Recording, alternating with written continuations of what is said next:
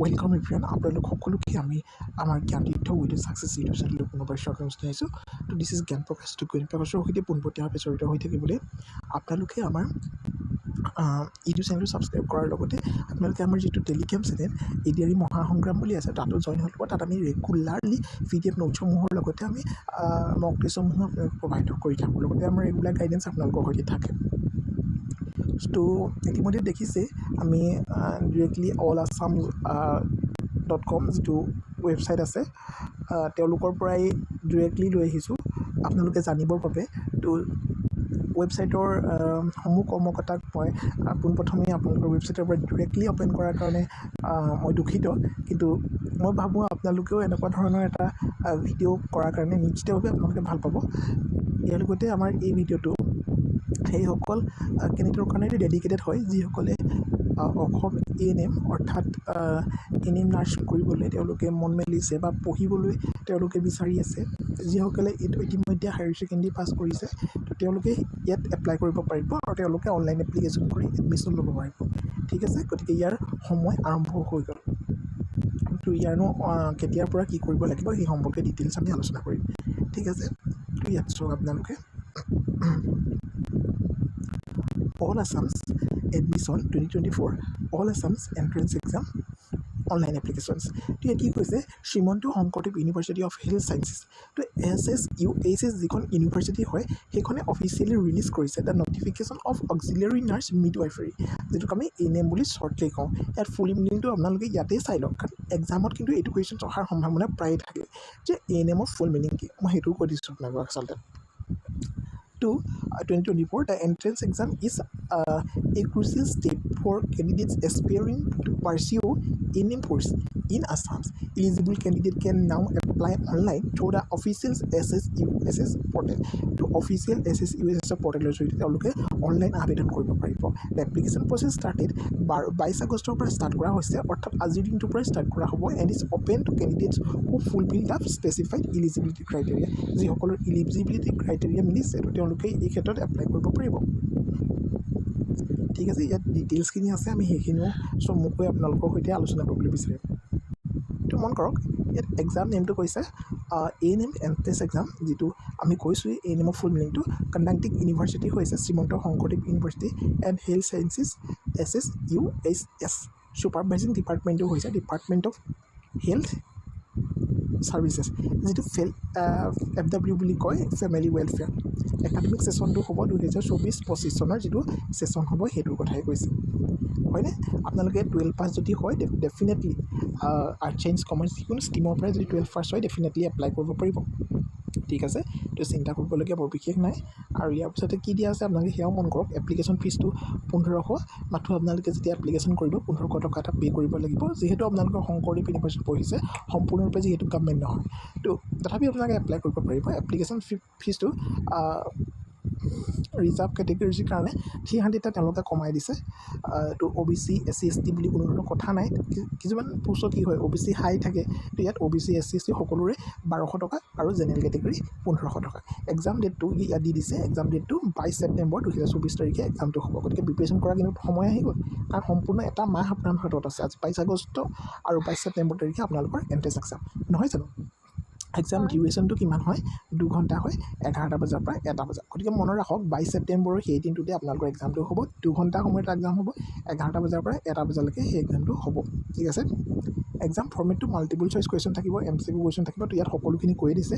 তো কিমান কুৱেশ্যন থাকিব? 50 কুৱেশ্যনছ থাকিব, মানে 100 মাৰ্কছ হ'ব, মানে ইচ কুৱেশ্যন 2 মাৰ্কছ। তো এটা কুৱেশ্যনে 2 মাৰ্ক কেৰি কৰিব, হয়নে? নিগেটিভ মাৰ্কিং ইয়াত কোনো ধৰণৰ নিগেটিভ মাৰ্কিং নাই, অৰ্থাৎ আপোনালোকে সম্পূৰ্ণ 50টা কুৱেশ্যন কৰি আহিব পাৰিব। ঠিক আছে, এক্সাম মিডিয়াম আছামিজতো থাকিব, গতিকে চিন্তাই নাই আপোনালোকৰ। ইংলিছ আছামিজ দুয়োটাই পাব। আৰু এক্সাম চেণ্টাৰবিলাক চাই লওক, আপোনালোকৰ ওচৰৰ চেণ্টাৰটোতে আপোনালোকে চিলেকশ্যন পাই যাব। তো এপ্লিকেশ্যন ষ্টাৰ্ট ডেট কেতিয়া হয়? 22 আগষ্টৰ তাৰিখে, অৰ্থাৎ আজি, আৰু শেষ ডেট 7 ছেপ্টেম্বৰ। গতিকে সোনকালে আবেদন কৰি লওক, হাতত বৰ বেছি সময় নাই, যিহেতু 22 ছেপ্টেম্বৰ তাৰিখে আপোনালোকৰ এক্সামটো হ'বই হ'ব।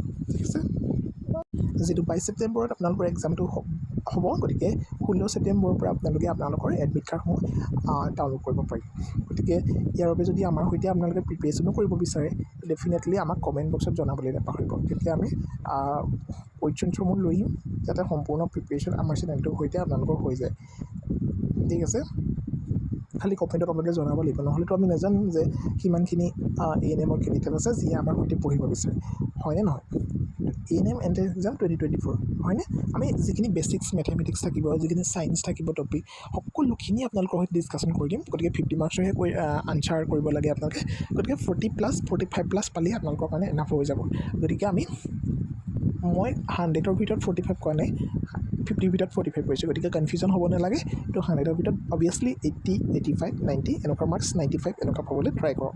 তো 24-25 এইটো ছেশ্যন হ'ব Srimanta Sankardev university and health ছাৰ্ভিচৰ, কৈছোঁৱেই সেইখিনি ডিপাৰ্টমেণ্টটো ক'লোৱেই, directorate of health services FW, আৰু হেল্থখিনি কণ্টেক্ট নাম্বাৰ আপোনালোকে ইয়াত কল কৰি পিনি কিবা যদি ডাউট থাকে তেন্তে ডেফিনেটলি ডাউটখিনি আপোনালোকে ছল্ভ কৰি ল'ব পাৰিব, ঠিক আছে? ইয়াৰ লগতে কি হয়, অলপমান এডুকেশ্যনেল কোৱালিফিকেশ্যনৰ বিষয়ে ইয়াত দিয়া আছে। চাওকচোন, candidate who pass 12 from A recognise university. তো 12 আপোনালোকে কি হয় পাছ কৰিছে, ছায়েন্স, আৰ্টছ, কমাৰ্চ কোনো কথা নাই, আপোনালোকে ANM কাৰণে এলিজিবল হয় যদি আপোনালোকে 12 পাছ কৰিছে। আৰু মিনিমাম এজ ফৰ এপ্লাইং আপোনালোকে 17 বছৰ হ'ব লাগিব, আৰু 31 বছৰ আপোনালোকে মেক্সিমাম হ'লে হৈ যাব, আপোনালোকে এপ্লাই কৰিব পাৰিব। তো 31 বছৰলৈকে আপোনালোকে এডমিট হৈ থাকিব পাৰিব তাত, ঠিক আছে? The upper age limit is 35 years with a relaxation 42 years for Anganwadi workers, ASHA workers, ট্ৰেইনিজ। তো তেওঁলোকৰ কাৰণে অকণমান আৰু ৰিলেক্সেশ্যনটো বেছিকৈ আছে, যিহেতু তেওঁলোকো তেনেকুৱা ধৰণৰ কামৰ সৈতেই প্ৰায় জড়িত হৈ থাকে, নহয় জানো? তো ইয়াত বাকীখিনি কি আছে মন কৰক, এক্সাম ফি ডিটেইলছ ফৰ সেইখিনি কথা পুনৰ ডিছকাশ্যন কৰিবলৈ ইয়াত আহি গৈছে। তো সেইখিনি আৰু ডিছকাশ্যন কৰাৰ কোনো প্ৰয়োজন নাই, কাৰণ ইতিমধ্যে কৈছোঁ ৰিজাৰ্ভ কেটেগৰী 1200 আৰু বাকীখিনি 1500। আৰু পে'মেণ্টখিনি আপোনালোকে net banking, UPI, credit card, সকলোতো ক্ৰেডিট কাৰ্ড থাকেই, নহ'লেওতো UPI নম্বৰটো আজিকালি থাকেই, তো সেইবাবে এপ্লাই কৰিব পাৰিব। বাকী এইখিনি কথাটো ইতিমধ্যে আলোচনা কৰি আহিছোঁ, কি এক্সাম পেটাৰ্ণ বা কেনেকুৱা ধৰণৰ হয়, গতিকে সেইখিনি আৰু ডিছকাশ্যন কৰাৰ কোনো প্ৰয়োজন নাই, হয়নে? এতিয়া এক্সাম চিলেবাছখনৰ বিষয়ে অকণমান যদি কৈ দিওঁ ডেফিনেটলি ভাল হ'ব, নহয় জানো? The Assam entrance exam will follow the syllabus of 10 standard, focusing on key subjects. গতিকে 10th লেভেলৰ যিখিনি কুৱেশ্যন সেইখিনি আহিব যেতিয়া কোনো প্ৰব্লেমেই নাই, কাৰণ আমি কি হয় 10ৰ তো গতিকে 10 ষ্টেণ্ডাৰ্ডৰ আমি ডিছকাশ্যন কৰিয়ে থাকোঁ, আমাৰ ক্লাছ ইতিমধ্যে হৈ থাকে। তো সেইখিনি আমি ডিছকাশ্যন কৰি দিম। যদি আপোনালোকে বিচাৰে আমাক কমেণ্টছত জনাব, আমি ডেফিনেটলি আপোনালোকক সহায় কৰিম। তো ইংৰাজী 20 মাৰ্ক আহিব, 20 মাৰ্কত 40 মাৰ্ক আহিব, 20টা কুৱেশ্যনছ আহিব, 40 মাৰ্ক আহিব, যিটো 2 নম্বৰ কেৰি কৰিব এটা কুৱেশ্যনত। মেথমেটিক্সত 15, 30 মাৰ্কছ আহিব। আমিতো সম্পূৰ্ণ, গতিকে সেই মেথমেটিক্সৰ 10 মাৰ্কছটো আমাৰ লগত প্ৰিপেৰেশ্যন কৰিলে পাবই পাব, বহুত ইজি কুৱেশ্যনেই আহিব, ইমান প্ৰব্লেম নহয়। আমি দেখাই দিম, মেথমেটিক্সৰ আমি কুৱেশ্যনসমূহ দিয়ে থাকোঁ প্ৰায়। তো সেনেকুৱা ধৰণৰ কুৱেশ্যনছে আহিব, আৰু ইয়াৰ বাবে আমি বেলেগকৈ চিৰিজ লৈ আহিম, দৰকাৰ হ'লে ইংৰাজীও লৈ আহিম, আৰু জেনেৰেল ছায়েন্সৰ কৈছোৱে মই লৈ আহিম। আৰু বেলেগ কুৱেশ্যন নাহে ন জিকে, গতিকে চিন্তা কৰিবলগীয়া নাই। জিকে যিহেতু নাহে, জেনেৰেল ছায়েন্স, মেথমেটিক্স, ইংলিছৰ আমি সম্পূৰ্ণ প্ৰিপেৰেশ্যন কৰি দিম। 50টা কুৱেশ্যন সম্পূৰ্ণ 100 মাৰ্কছ। তো ইংৰাজীৰ ওপৰত অকণমান বেছি ফ'কাছ কৰিবলগীয়া নিচিনা হয়, যিহেতু 5 মাৰ্কছ অৰ্থাৎ 10 মাৰ্কছ এটা বেছিকৈ ইংৰাজী আহে, নহয় জানো? আৰু ঠিক আছে, মেথছ আৰু আমি ছায়েন্সৰ ওপৰত খুব সুন্দৰভাৱে আপোনালোকৰ সৈতে ডিছকাশ্যন কৰি দিম, ঠিক আছে? মানে আপোনালোকে ধৰি ল'ব পাৰে আমাৰ সৈতে প্ৰিপেৰেশ্যন কৰিলে এইকেইটা মাৰ্কছ আপোনালোকৰ ফিক্স, অৰ্থাৎ 60 মাৰ্কছ আমি আপোনালোকক দিব নোৱাৰিলেও 58 to 59 মাৰ্কছ আমি আপোনালোকৰ সৈতে আমাৰ চিষ্টৰ পৰা আহিব বুলি আমি ক'ব পাৰোঁ। আৰু বাকী ইংৰাজীটো কনচেপ্টটো লাগিবই আপোনালোকক, তথাপি আমি সম্পূৰ্ণৰূপে শ্বেয়াৰ কৰিবলৈ চেষ্টা কৰিম, কাৰণ বেছিকখিনি আহিব। গতিকে ইংৰাজীও আপোনালোকে আমাৰ সৈতে প্ৰায় 35 কুৱেশ্যনছ, 36 কুৱেশ্যনছ ধৰি থওক, আৰু ঠিক আছে, কমন আহি যাব। বাকী এইখিনি এপ্লাই প্ৰচেছটো দেখাই দিওঁ এতিয়া, যদি দেখাই দিব লাগে তেতিয়াহ'লে কমেণ্ট কৰিব, আমি সম্পূৰ্ণ এপ্লাই কেনেকৈ কৰি দেখাই দিম। বাকী এইখিনি আৰু পুনৰ নেদেখুৱাওঁ, এপ্লাই যিটো লিংক আমাৰ কমেণ্ট বক্সত দি দিম, ঠিক আছে?